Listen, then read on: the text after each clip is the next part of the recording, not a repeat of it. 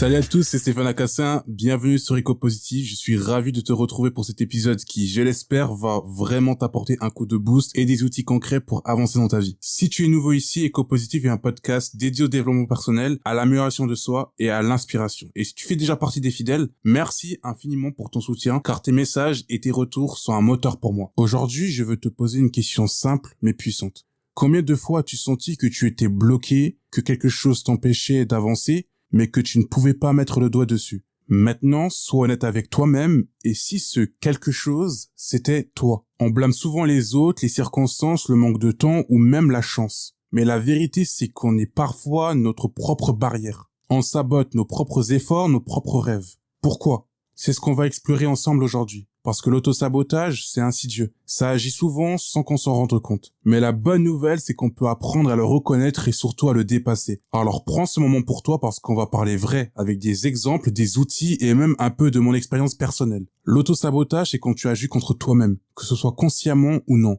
Tu veux avancer, mais tes actions ou ton manque d'action te freinent. Et ça peut être très subtil. Par exemple, quand tu te dis que tu vas enfin travailler sur ce projet qui te tient à cœur, mais que tu passes la journée à regarder Netflix, c'est de l'autosabotage. Ou encore quand tu rêves d'une nouvelle opportunité mais que tu procrastines au point de rater ta deadline, c'est aussi de l'autosabotage. Finalement, c'est comme un frein à main invisible. Tu appuies sur l'accélérateur mais tu n'avances pas. Et ce qu'il faut comprendre, c'est que l'autosabotage n'est pas juste un manque de motivation. C'est souvent plus profond que ça. Il est enraciné dans tes peurs, des croyances limitantes et des mécanismes de protection qu'on s'est construits. Comment savoir si tu t'autosabotes? Voici quelques signes à surveiller. Premièrement, la procrastination chronique. Tu remets toujours tout au plus tard, même quand tu sais que c'est important. Deuxièmement, le perfectionnisme paralysant. Tu veux que tout soit parfait avant de te lancer et alors tu ne fais rien du tout. Troisièmement, le doute constant. Tu passes ton temps à te demander si tu es assez bon, assez compétent et assez préparé.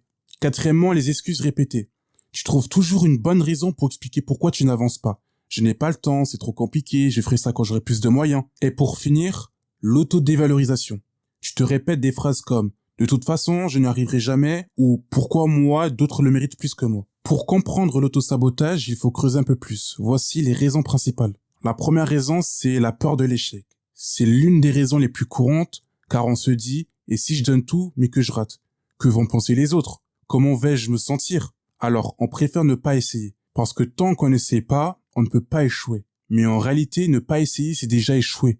La deuxième raison, c'est la peur de réussir. Celle-là est plus difficile à reconnaître, mais elle est bien réelle. Réussir signifie souvent changer, sortir de sa zone de confort, affronter de nouvelles responsabilités, ou même laisser derrière soi certaines relations ou habitudes.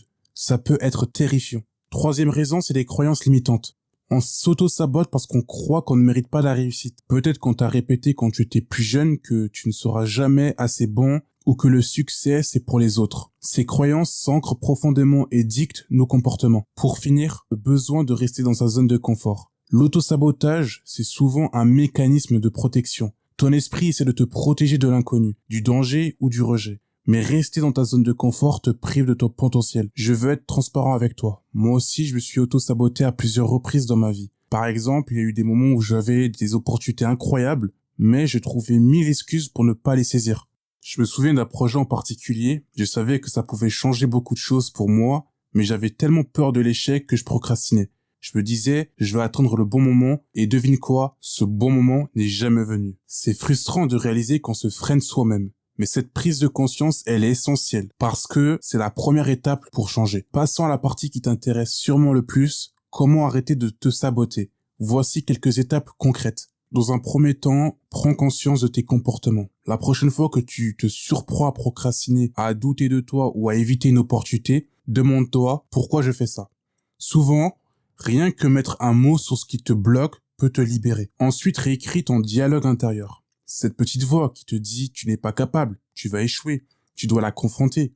Dis-toi plutôt « j'ai peur mais j'essaie quand même, j'ai le droit d'apprendre et de progresser ». Après avoir fait ça, tu vas te fixer des petits objectifs. Ne vise pas la perfection d'un coup. Décompose tes grands objectifs en étapes simples et réalisables. Chaque petite victoire te donnera la confiance pour continuer. Quatrième étape, c'est de changer ton environnement. Entoure-toi de personnes qui te soutiennent et te motivent. Si tu passes du temps avec des gens qui te tirent vers le bas, ça alimente ton auto-sabotage.